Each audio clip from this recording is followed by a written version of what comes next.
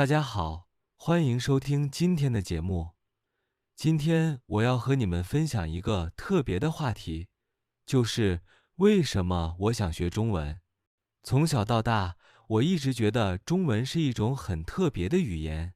小时候，我常常看到电视上有中国电影和电视剧，我听不懂他们说的话，可是我觉得很好听。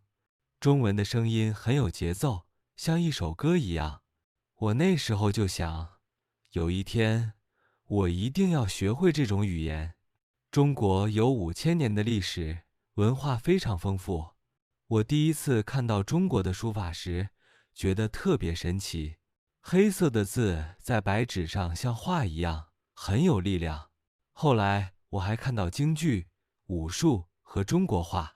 我发现学中文不只是学一种语言，而是走进一个大世界。你会发现里面有历史，有艺术，有哲学，有生活的智慧。每一个汉字都有故事，每一个词语都有文化。比如家这个字，上面是棉，像房子的屋顶，下面是屎，是猪的意思。在古代，人们觉得有房子和猪就有家了。这个发现让我越来越想了解中文，也让我觉得学中文是一件很有趣的事。刚开始学的时候，我觉得有点难，拼音、声调、汉字，样样都不一样。比如“妈”这个音，4个声调都有不同的意思。麻是妈妈，麻是麻，麻是马，麻是骂。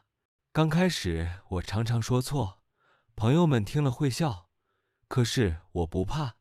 我告诉自己，如果每天学一点点，总有一天会进步。后来慢慢的，我能听懂一些简单的话了，比如你好、谢谢、对不起、没关系。这些简单的词让我很开心，因为我可以和别人交流了。学了一段时间以后，我能用中文点菜了。我走进一家中国餐馆，自己看菜单，然后说我要1碗面条和1杯茶。服务员听懂了，我特别高兴。那一刻，我觉得所有的努力都没有白费。这种小小的成功让我更有信心继续学下去。后来我去旅行，碰到中国游客，我也能和他们打招呼，问他们从哪里来，他们要去哪里。他们听到我说中文的时候都很惊讶，然后笑着回答我。那种感觉非常美好，好像我和他们之间的距离一下子变近了。慢慢的，我发现学中文不只是学习语言，还让我开始用新的方式去看世界。有一次，我在公园遇到一位老人，他正在练太极拳。我鼓起勇气，用中文和他打招呼。他很高兴，慢慢的和我聊起来。虽然我说的不太好，但他一直耐心的听，还纠正我的发音。那一刻，我感受到中文是一座桥，可以让我和别人建立新的联系。除了日常交流，我还发现学中文让我对中国文化更有兴趣。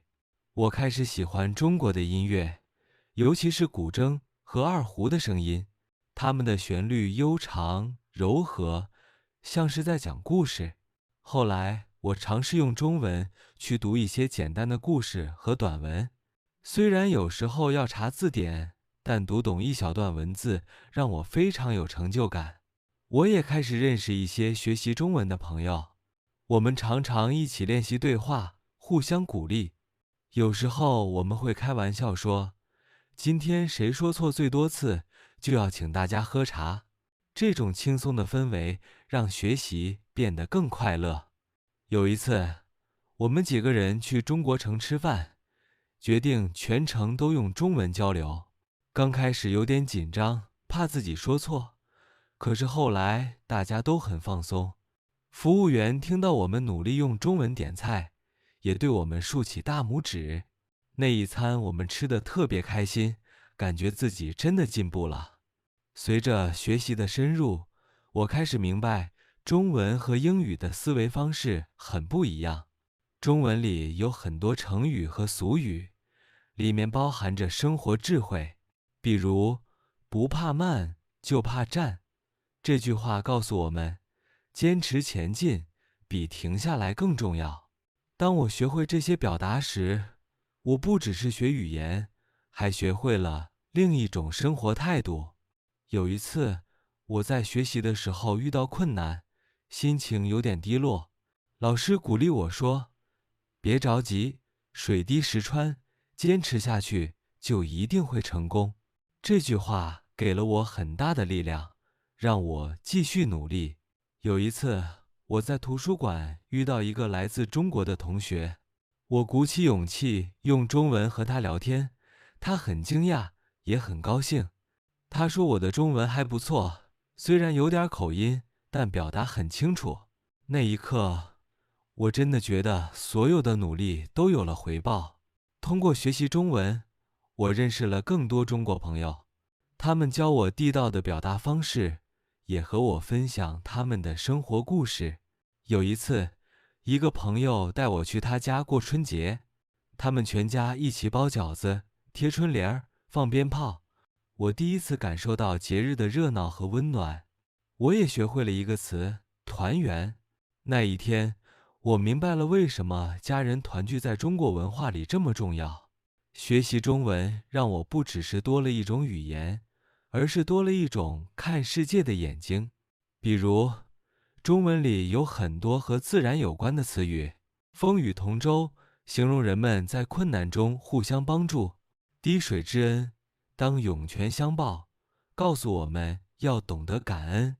这些表达让我学到的不只是词语，还有做人的道理。有时候我会想，如果我不学中文，我可能永远不会接触到这些智慧。我也发现，学中文让我更有耐心。写汉字需要时间和练习，有时候一个字要写很多遍才能记住，但是每一次重复都像是和自己的一次对话。我学会了慢下来，不急不躁，去感受学习的过程。这种态度也影响了我的生活。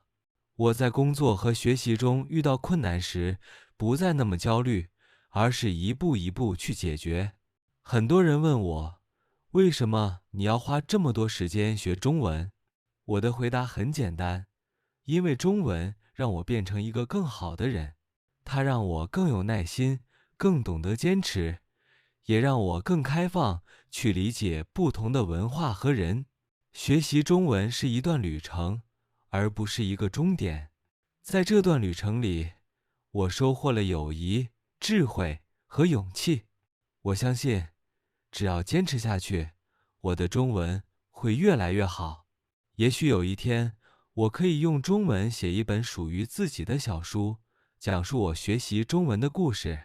到那时，我会对自己说：你做到了。谢谢大家收听我的分享，希望你们也能在学习的路上找到属于自己的快乐和坚持。